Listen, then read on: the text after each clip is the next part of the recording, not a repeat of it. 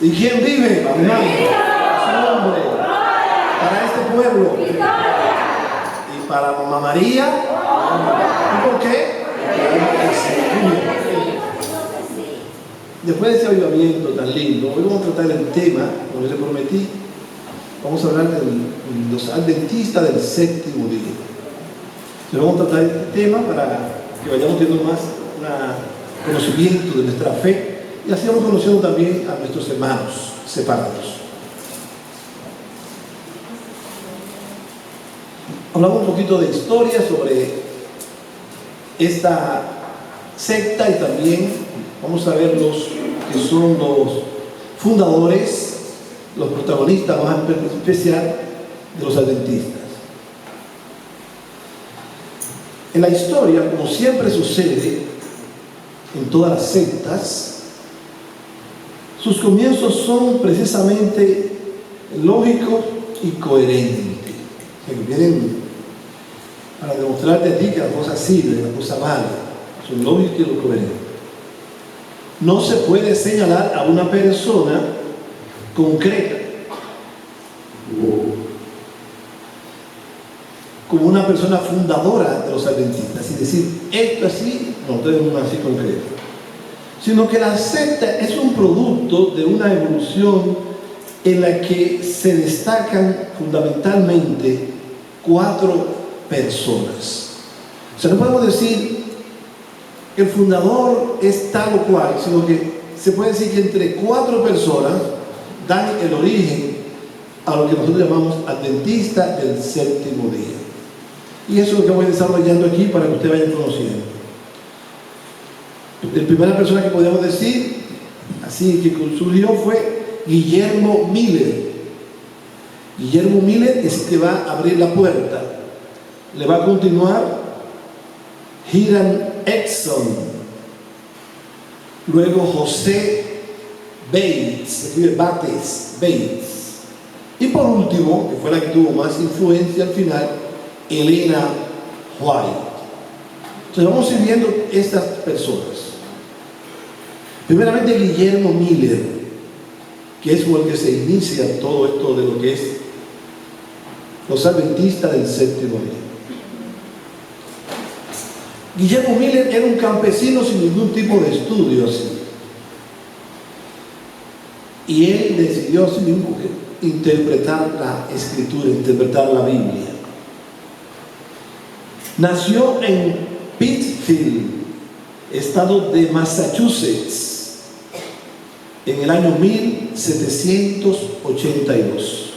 Guillermo Miller, hombre campesino, nace en Massachusetts, 1782. Siendo todavía joven, se trasladó a Nueva York, la región de Manhattan, en el estado de Nueva York. Su familia era cristiana, pero él rechazó muy pronto la Biblia y se convirtió en escéptico, en el escepticismo, la duda de todo. Un escéptico es el que no cree en nada. A pesar de venir de una familia cristiana, este señor Guillermo Miller se hizo escéptico, no creía en nada. Una falta de fe absoluta. Se fue al ejército y al regresar del ejército se dedicó a la agricultura. Era campesino, a sembrar en la tierra. En el 1816, tendría unos 34 años, ¿verdad? Porque nació en el 1782. En el 1816 salió del escepticismo, ya no quiso ser más escéptico y comenzó a interesarse por la Biblia, a leer la escritura. Estoy hablando de 1816. Fue miembro de la iglesia bautista, Guillermo Miller, de la iglesia bautista, a lo que se dedicó a estudiar por 2 años, y después de estos 2 años Guillermo Miller llegó a una conclusión. Vayan siguiendo la idea. Viene de una familia cristiana, pero él se hace escéptico. Luego entra de nuevo a interesarse por la Biblia y pertenece a la Iglesia Bautista. Y después de 2 años estudiando Biblia, le llega una inspiración y aquí comienza lo que va a comenzar, lo que llamaremos el adventismo. Él dice, eso ya en 1818, después de tener 2 años de estudio de Biblia, dijo: al completar los 2 años de mi estudio de las Escrituras, llegué a la solemne conclusión de que, contando desde el momento del 1818, contando de ese año, en un término de 25 años, todos los problemas de nuestra condición actual temporal van a desaparecer. O sea, una profecía. En el 1818 dijo: a partir de ahora, en 25 años más, todo va a desaparecer. Él se estaba refiriendo a la segunda venida de Jesucristo. O sea que él calculaba que en el 1800, 25 años después, ¿cuánto? 41, en el 1841 ya venía Jesús, la segunda venida. Sin embargo, él no decide decirlo públicamente porque tiene miedo a que la gente lo vaya a rechazar o algo. No dice nada. Sin embargo, después se decide hacerlo y tiene un gran éxito. La gente empieza a entusiasmarse con él, a su prédica, porque no hay cosa más que le gusta a la gente que le hablen del fin del mundo. Oye, a dar fecha, cuando empezó ahora el coronavirus, en Santo Domingo apareció un hombre que le llamaban el peregrino. Y el peregrino cogió con una cruz y dijo que cuando entraba esa cruz en el agua del mar, ya, que a partir de ahí, olvídese. Y la gente siguió, que había que ver la televisión para eso. ¿Y dónde apareció el peregrino? Sabrá de dónde. Y entró con la cruz que tenía el mar, y entonces fue que dio pera el coronavirus. Uno no puede estar pronosticando cosas porque realmente cuando usted pronostica algo y no se cumple, te queda como un farsante. Y hablar del fin del mundo, el mismo Jesucristo dijo: solamente lo sabe el Padre, ni los ángeles, nadie. O sea, uno no puede estar aventurándose a esas cosas. Lo que hay que aventurarse, lo que hay que decir es que hay que convertirse ahora, no pensando en el fin del mundo, porque a Dios se está hablando cada día. Entonces continuamos. De aquí a 25 años, dice Guillermo Miller, todas las cosas de este mundo tendrán su fin, su soberbia y su poder, su pompa y su vanidad, su malicia y su opresión se reducirán a la nada, estableciendo en todas partes en lugar de estos reinos terrestres el ansiado reino del Mesías. Entonces él pronosticó que en el 1841, pues ahí estaba.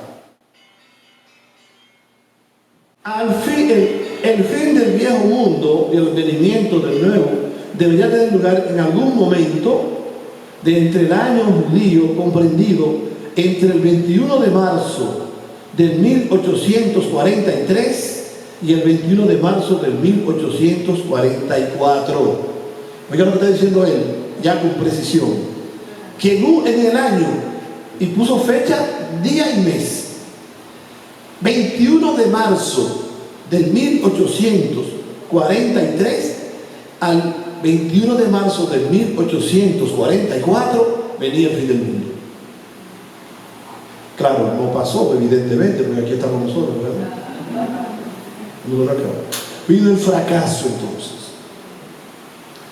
Al aproximarse esa fecha, sus seguidores esperaban ansiosos que sucediera tan singular acontecimiento. Muchos de ellos se habían desprendido de sus bienes, estaban vestidos de blanco, con los ojos mirando hacia el cielo, disponiéndose a recibir al Señor. Pero las fechas pasaron y el Señor no vino, lo cual originó una gran crisis.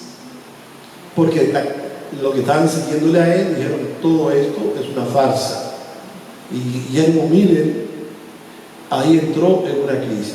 La gente perdió prestigio y perdió todo. El hecho, como es lógico, era suficiente para que Miller quedara desprestigiado y la secta extinguida.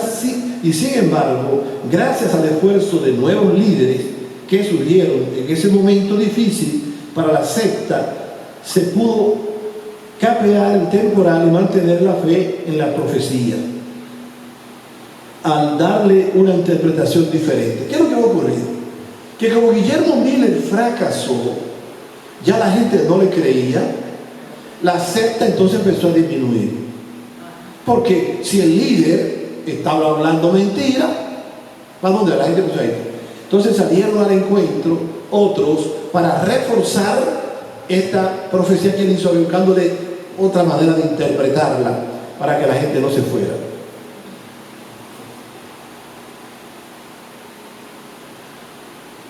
Pero antes de continuar con esta evolución, vamos a ver en qué se fundaba Guillermo Miller para decir lo que dijo de esa profecía, que el mundo se iba a acabar.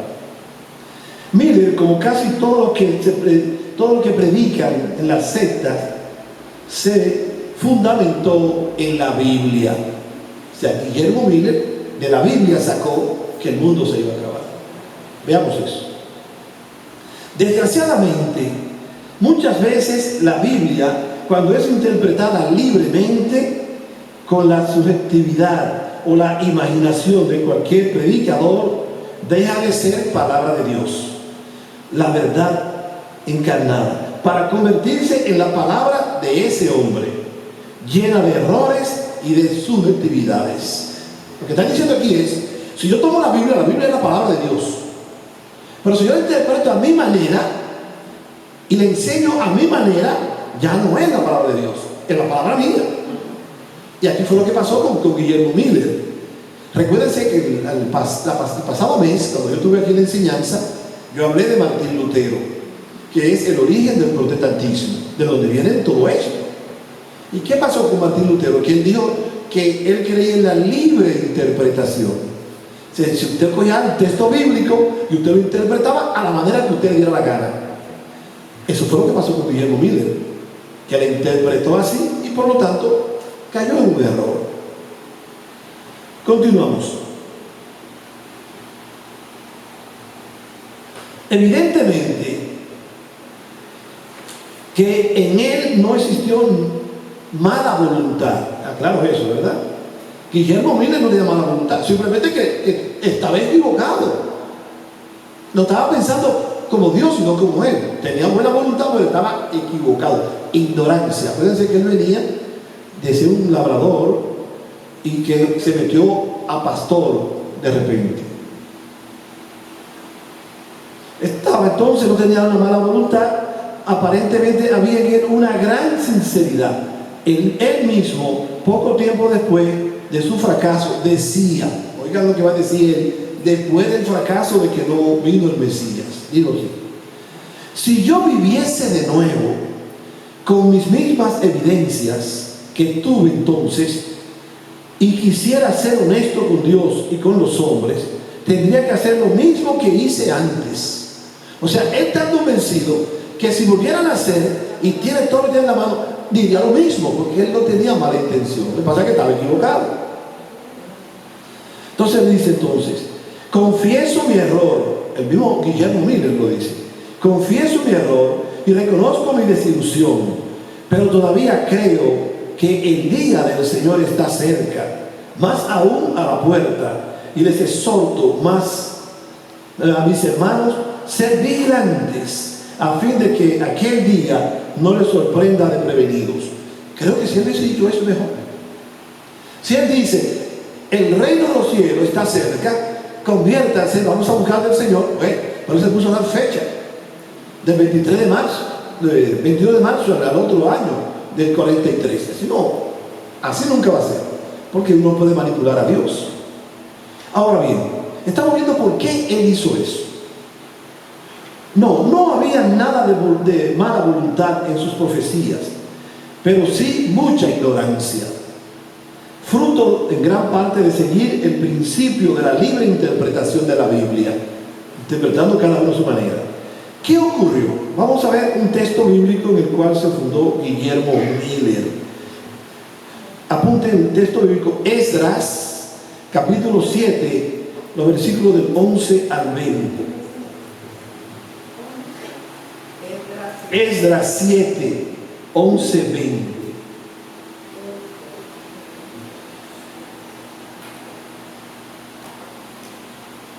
Dice, esta es una copia de la carta que el rey Artajerjes dio a Esdras, el sacerdote escriba, un escriba instruido en la palabra y en las leyes que Yahvé había dado a Israel. Artajerjes, el rey de reyes, a Esdras, el sacerdote escriba de la ley del Dios del cielo. Esta es la orden que doy. Todos los hombres, sacerdotes y levitas del pueblo de Israel que viven en mi reino y que quieren volver a Jerusalén pueden partir contigo. Eso es el rey hablándole a Esdras, pueden partir contigo. El rey y sus 7 consejeros te envían para que inspecciones Judá y Jerusalén conforme a la ley de tu Dios que llevas en tus manos. Tú llevarás el oro y la plata que el rey y sus consejeros ofrecen con mucho agrado al Dios de Israel, que mora en Jerusalén. Tú llevarás todo el oro y la plata que recolectes en la provincia de Babilonia, y las ofrendas que el pueblo y los sacerdotes ofrezcan generosamente para el templo de su Dios en Jerusalén. Te encargarás de comprar con ese dinero toros, carneros, corderos, ofrendas y libaciones. Las ofrecerá en el altar del templo del Dios de ustedes en Jerusalén. Con lo que sobre de la plata y oro, tú y tus hermanos harán lo que le parezca mejor, según la voluntad de su Dios. Depositarás ante el Dios de Jerusalén para el servicio de su casa los objetos que han sido confiados. Si tienes que proporcionar otra cosa aún para la casa de tu Dios, la tomarás del tesoro real. Yo, el rey Artajerjes, ordeno esto a todos los tesoreros de la provincia y de más allá del Éufrates. Ejecutarán al pie de la letra todo lo que les pida el sacerdote Esdras, escriba de la ley de Dios del cielo. Podrán gastar todo eso hasta 100 talentos de plata, 100 medidas de trigo, 100 medidas de vino y 100 medidas de aceite. En cuanto a la sal, no repararán en gastos. Se ejecutará escrupulosamente cualquier orden del Dios del cielo con respecto a su casa, para que no se desate su cólera contra el reino del rey y de sus hijos. Además, les comunicamos esto: no cobrarán tasa, ni impuesto, ni peaje a los sacerdotes, a los levitas, a los cantores, a los porteros y a los sirvientes. En una palabra, a todos los que aseguran el servicio de este templo de Dios. Por lo que a ti toca, Esdras, con esa sabiduría que te viene de tu Dios, instalarás jueces y magistrados para que administren justicia a todo el pueblo en la provincia al otro lado del Jordán, a todos los que conocen la ley de tu Dios, y se le dará a conocer al que no la conoce aún. Si alguien no cumple la ley de tu Dios y la ley del rey, serán acusados ante la justicia y condenados a multa, a prisión, a exilio o a muerte. Palabra de Dios. ¿Qué está diciendo aquí? Ustedes saben que Esdras tenía que volver a Jerusalén, Israel, y el rey Artajerjes le estaba dando poder y dinero para que vayan a construir el templo de Dios. Y decía que el que no cumpla eso puede caer preso. Se le está dando facilidades. Entonces dice aquí que Guillermo Miller tomó ese texto bíblico y dijo, él va a interpretar que ese decreto que hizo el rey Artajerjes, a partir de ahí 25 años va a ser que se va a cumplir lo que él va a mencionar. Por eso, perdón, a partir de ahí dice que se promulgó fue en el 457. Entonces, a partir de esa fecha, es que va a venir el fin del mundo, que lo voy a interpretar con la siguiente lectura. Voy a repetir eso para que se quede mejor. La lectura de Esdras, que acabamos de leer, Guillermo Miller va a decir, eso fue en el 457, antes de nacer Jesucristo. Entonces, él va a calcular que esa es la fecha de arranque para que venga el fin del mundo. Y vamos a ver entonces la otra lectura en la cual él se va a basar. Libro de Daniel, capítulo 8. Daniel 8. Este es breve. 8 del 13 al 14. 2 versículos. Oí entonces a un santo que hablaba a otro santo que le hizo esta pregunta: ¿hasta cuándo durará lo que anuncia esta visión? El sacrificio perpetuo suprimido, la abominación elegida y el lugar santo y el ejército pisoteado. Le respondió: hasta 2300 tardes y mañanas. Entonces será restablecido el lugar santo como corresponde. Palabra de Dios. ¿Qué está diciendo aquí? Fíjense, estamos hablando del libro de Daniel, que el altar del Señor había sido violado. Habían puesto una estatua allí, había una abominación. Entonces, en la visión que se tiene, un santo le dice al otro: ¿hasta cuándo va a ser esto? Y entonces, la respuesta es: en 2300 mañanas o noches de su mañana va a ser restablecida el santuario. El señor Guillermo Miller tomó esa lectura. Entonces dice aquí, habla de 2300 mañanas con su noche. Para él, lo va a interpretar de la siguiente manera. Él va a decir que él interpreta que cada noche es un año y que la purificación del santuario significa la purificación del mundo en la segunda venida de Jesucristo. O sea, en su interpretación de la Biblia, las 2300 mañanas en su noche para él son años, y que en lugar de la purificación del templo es la purificación del mundo con la segunda venida de Cristo. Por eso fue que él calculó y dijo que el 21 de marzo, sea comenzando en 1843 al 44, se acababa el mundo. Pero él tenía buen deseo, pero estaba interpretando a su manera, no era la palabra de Dios. Por eso fracasó. Entonces, con estos datos interpretados con la misma subjetividad, aventuró su profecía de predicar al predicador bautista, porque él fue bautista primero, Guillermo Miller. Entonces, su fracaso le va a marginar el liderazgo y quedó a un lado. Pero van a venir otros para impulsar la secta que hoy llamamos los adventistas. Siguiente persona, Hiram Exon. Hiram con H, Hiram Exon. Él va a tomar la profecía de Guillermo Miller para interpretarla de otra manera. Hiram era uno de los que esperaba que se cumpliera la profecía de Guillermo Miller. Era uno de ellos, esperando que se cumpliera. Estaba vestido de blanco, mirando al cielo, esperando que venga Jesús.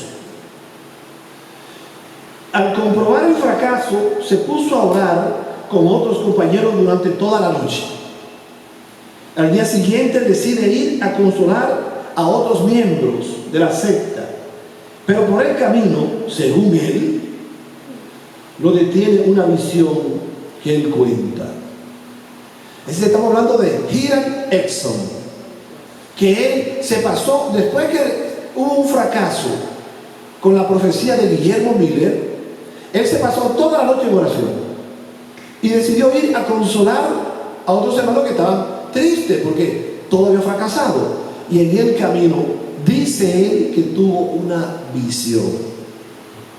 Y entonces lo siguiente: partimos y mientras atravesamos un gran camino, fui detenido como a mitad del camino el cielo parecía haberse abierto ante mis ojos, y vi en forma clara y nítida que nuestro sumo sacerdote, en lugar de salir del mayor de los santuarios celestiales para venir a esta tierra el 10º día del 7º mes y el final de los 2300 días, entró primero en un segundo departamento de dicho santuario antes de venir a esta tierra.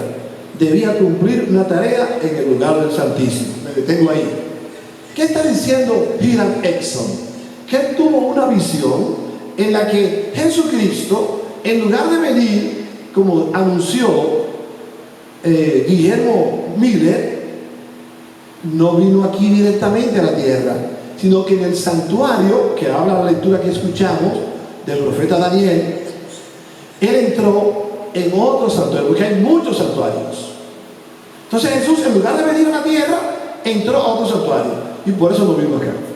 Ahora, ¿cuándo va a venir acá? No sabemos entonces ahora, porque parece que se ha quedado mucho tiempo en ese santuario. Eso lo está diciendo ahora el señor Hiram Edson, que por eso fue que Guillermo Miller fracasó. Fíjense que todavía no acaban de entender que no se puede interpretar la Biblia medalladamente. Yo no puedo decir, esto es así porque lo digo yo. La libre interpretación es un problema porque cada cual interpreta como le dé la gana. Entonces no llegan a un consenso. Entonces ahora Hiram Edson está tratando de decir, bueno, es que Jesucristo, en lugar de venir a la tierra, se quedó en otro santuario.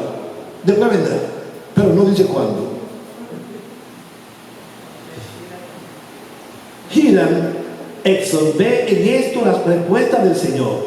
Su interpretación es clara. Miller no se había equivocado en sus cálculos, pero sí había errado en su interpretación. Oigan bien, él no se equivocó en el cálculo. O sea que el Señor en los 2300 años lo hizo, pero fue a un santuario, no a la tierra. Entonces dice entonces, el Señor no iba a purificar un santuario terrestre al cumplirse los 2300 años anunciado por Miller, sino el santuario celestial. Imagínate, va a purificar el santuario celestial.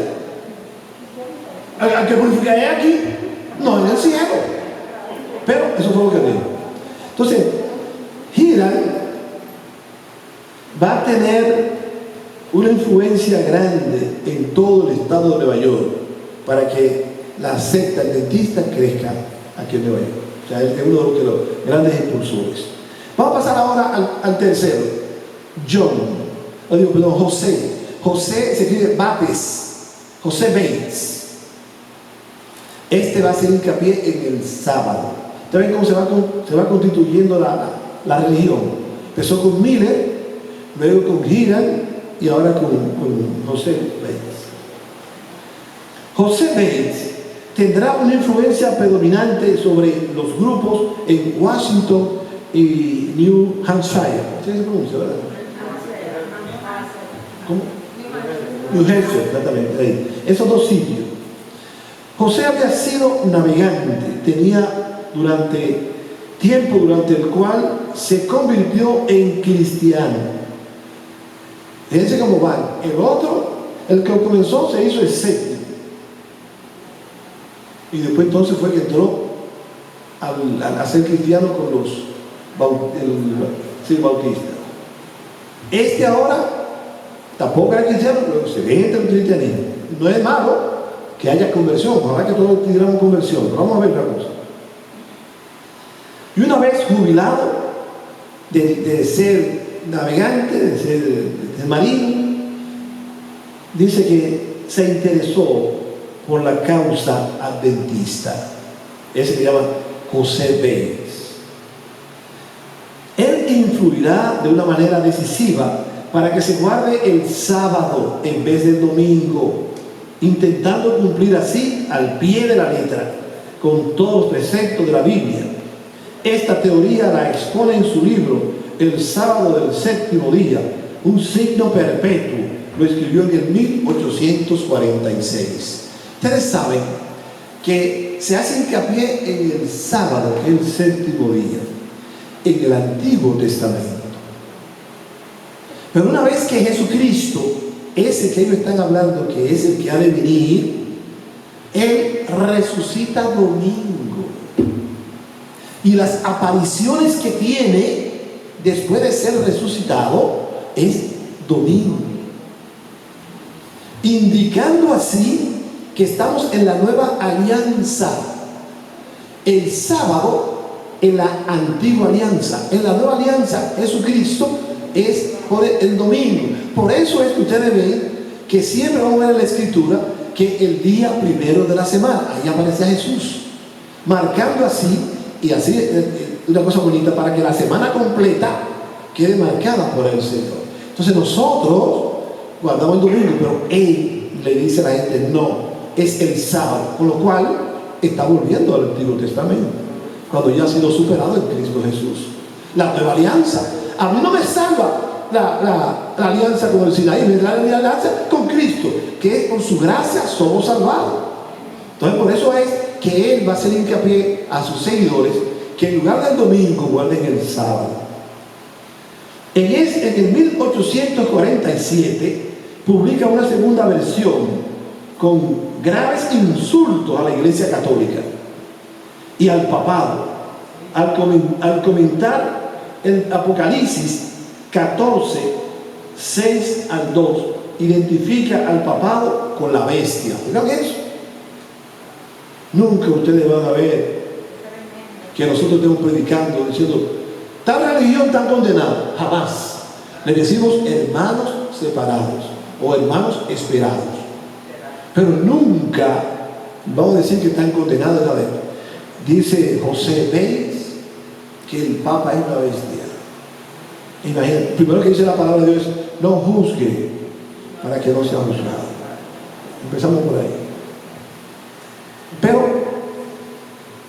esa es su idea. En otro libro titulado Un sello de Dios vivo, toma el Apocalipsis capítulo 7 e interpreta que el número de los elegidos será 144,000. Estos serán los sellados. Fíjense, por eso es que estamos hablando de la libre interpretación que tuvo Martín Lutero y que sigue en estas personas.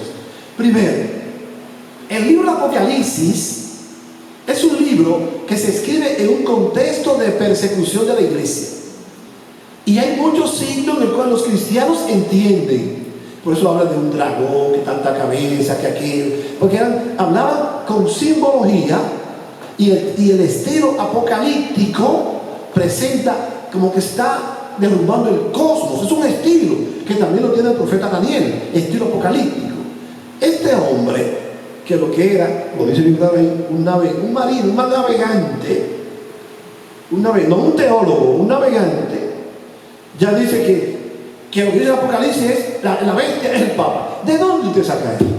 ¿De dónde? Si precisamente la única iglesia que había en ese momento tenía un solo ángel, el Papa. Porque además, en el tiempo que está hablando del Apocalipsis, que lo escribió San Juan, el apóstol, San Juan, nada más había una iglesia. No existía nada de esto. Entonces, ¿cómo es posible que tú hables que el Papa era bestia si en ese tiempo el Papa era Pedro y después siguieron Clemente y los demás dirigiendo la nave del Señor contra la persecución de los emperadores, que eso sí representaban la bestia, que querían destruir la iglesia de Jesucristo? Pero él no interpretó eso, le salió del codo y así lo puso. Por eso vienen los fracasos. Hasta ahí llegó él, en ese empuje de que lo que dice el Apocalipsis de los 144,000 son ellos. Pero usted no existía en ese tiempo, por Dios. Fíjense, comenzaron estamos hablando de 1800. Y entonces, ¿qué pasó en todos esos años? Desde el año 1 hasta llegar a la edad de ellos. ¿Qué pasó con toda la iglesia? Entonces hay cosas que no tienen la lógica, ¿verdad? Aunque tenga buen deseo, pero no pega. Porque ¿cómo es posible que yo diga ahora, que venga yo y diga, bueno, estamos en el 2021, ahora es que se va a conocer la verdad? Y todos los años anteriores, ¿qué era? La oscuridad. O sea, yo soy la verdad. Hay que algo como que no. Parece ser que Jesucristo predicó, los apóstoles, los santos, todo. Eso fue en vano hasta que llegó José Bates. Y ese fue el non plus ultra. Todos los demás no sirven, llegué yo. Ya por ahí tú sabes que hay un poquito de soberbia, ¿verdad? De engreimiento. Que nada que ustedes hicieron no sirve. No, eso no sirve. Lo que sirve son lo que yo hago. Ya por ahí no se vuelve a Jesucristo. Bien. Vamos a terminar ahora con la última, que esta fue la que dejó más el sello. Elena, les voy a decir Elena G. de White. Elena White. Okay. El White es por su esposo Jaime White. Elena. Se le llama la madre de los adventistas. Elena nació en el 1827. 1827. En la ciudad de Gorham, estado de Maine. Fue educada en la iglesia metodista a la que pertenecía su familia. ¿Me voy cogiendo? A los 9 años, cuando venía de la escuela, fue golpeada por una piedra en el rostro que la dejó 3 semanas sin conocimiento. A Elena, cuando tenía 9 años, exacto, en esa piedra quedó así. 3 semanas sin sentir. Con este accidente, su sistema nervioso quedó profundamente alterado, porque fue un golpe en la cabeza. Quedó su sistema nervioso alterado. A los 13 años, le escuchó a Miller en Portland, Maine. Miller, el que comenzamos, ¿verdad? Ella lo escuchó. Y siente que en ella no había santidad para recibir al Señor Jesús. Se hace seguidora de la doctrina de Miller. Esa señora, Elena. Tiempo después, según ella, tiene muchas visiones. Predicando estas extraordinarias experiencias, vuelve a levantar el ánimo de los adventistas, que además se quedan muy satisfechos con su teoría sobre la venida del Señor. O sea, ya los adventistas estaban un poquito apagados, y con Elena, que tiene muchas visiones, explicando a la gente, vuelve a levantar un poco el ánimo. Para ella, la fecha dada por Miller es clave en la historia de la salvación, puesto que es el día en que el Señor ha comenzado el juicio de los muertos. Ya cuando lo termine, vendrá a juzgar a los vivos, y esto sucederá pronto. Ella está diciendo que lo que dijo Miller, que el año se iba a acabar en el 1843, dijo, 43, 44. Dice ahora Elena, no, fíjense, todo el mundo está interpretando, no. Ahí empezó, es verdad que fue así, pero fue el juicio de los muertos, el de los vivos después. O sea que todavía Jesucristo estaba juzgando muertos desde el 1843 para acá. Y cuando Él termine, entonces vendrán los vivos. Es lo que está diciendo ella.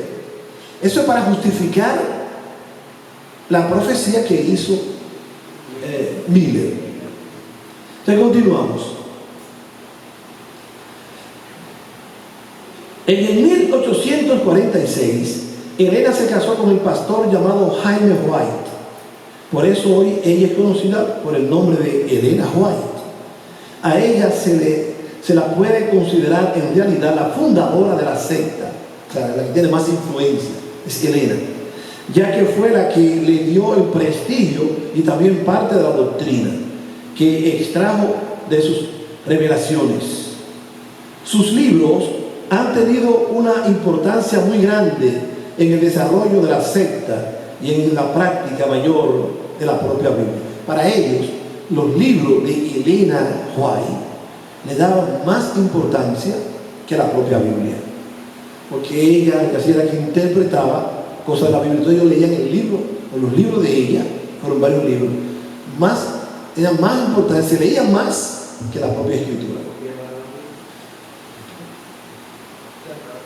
La doctrina de Elena, su teoría general: Cristo regresará pronto a reinstaurar aquí su reino, el cual será de 1000 años.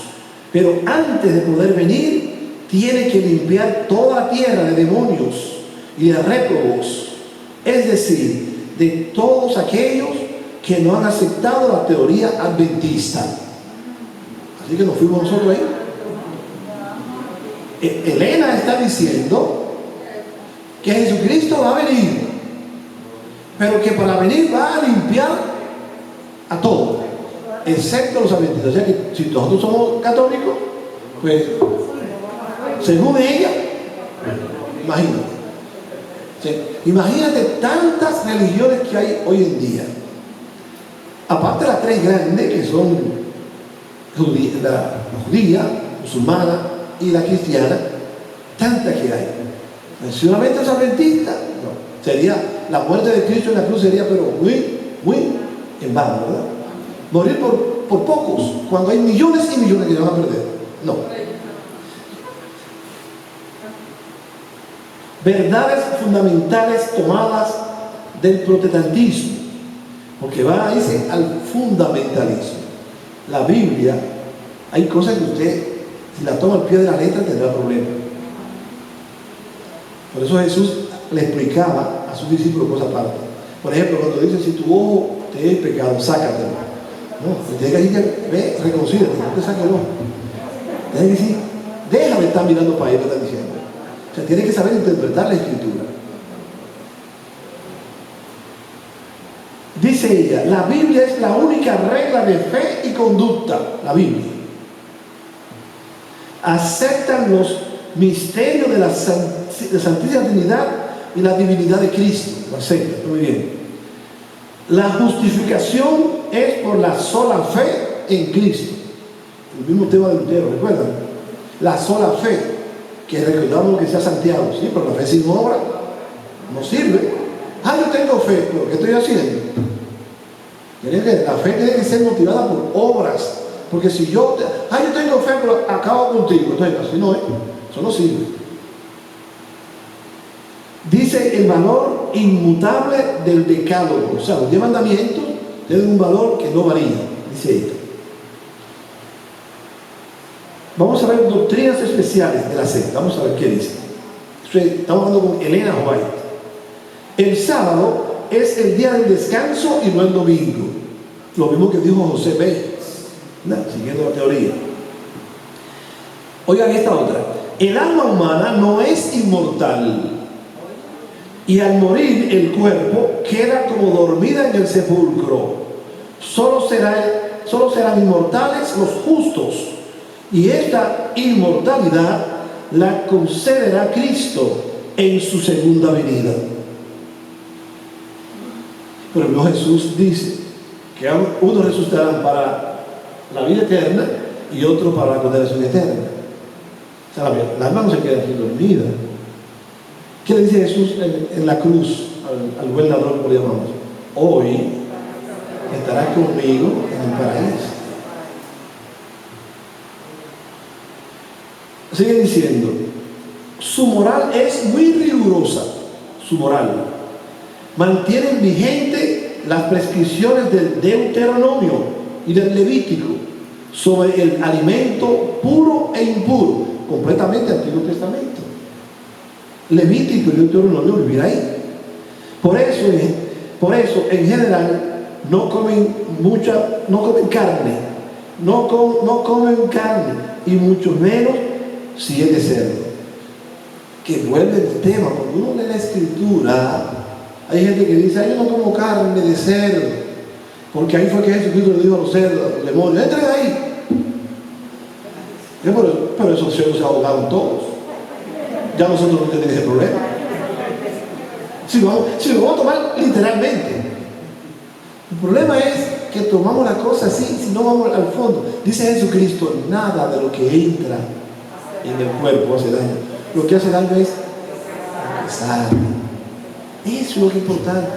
Por eso, alimentos puros e impuros en la mente nuestra. La pureza está en vivir en Cristo Jesús. Tampoco toman alcohol, muy bueno, ni tabaco, muy bueno. El té y el café no están prohibidos, pero sí desaconsejados. Se nos debe ver, tampoco lo veo. Culto y liturgia. ¿Qué dice ella? El culto es muy sencillo. Oigan, esto es importante. La parte que tiene que ver con relación a lo que ellos tienen como una simulación de la misa. Miren, el culto es muy sencillo y se celebra los sábados a las 11 de la mañana. Consta de una oración al Todopoderoso, lectura de la Biblia, oración, predicación y cantos. Los laicos y las mujeres tienen participación. El primer sábado de cada mes, el sermón y otras actividades corren por cuenta de personas del pueblo, laicos y no pastores. Las mujeres pueden ser predicadoras, obreras bíblicas, incluso miembros del consejo, pero no pueden ser pastoras. Eso es la iglesia adventista. El servicio de la comunión se organiza cada 3 meses. Se comienza con la ceremonia del lavatorio de los pies.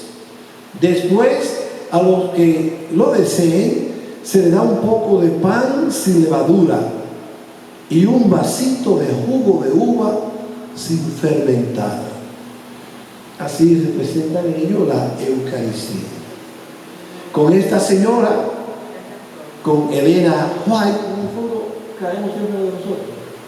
De manera, tú lo ves, a veces atacan a uno, pero tú y se pone muchas veces a la camisa con un cuellito. No te pongas eso,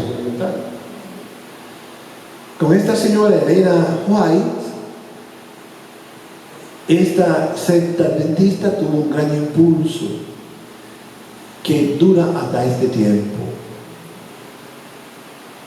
Son, como acabamos de decir, observadores del sábado y también tienen mucho fundamento todavía en el Antiguo Testamento. Y yo concluyo diciendo, son nuestros hermanos como quieren la fe, aunque muchas veces no nos vean a nosotros como hermanos, le queremos, y solamente decirles que si Jesucristo, el que ellos están esperando es el Mesías, ese mismo Jesucristo es el Mesías de nosotros, y que en ese nosotros ponemos nuestra fe, porque solo en Él está la salvación. Amén. Que para ustedes este tipo de enseñanza quiere para que tengan un poco de cultura de este tipo de iglesias, de sectas, cómo surgen, quiénes son las que la empujan y cuál es su enseñanza, para que cuando estén tocando puertas, ustedes estén muy bien, le hablan como hermano, pero sepan bien que su fe está por encima de todo. Amén.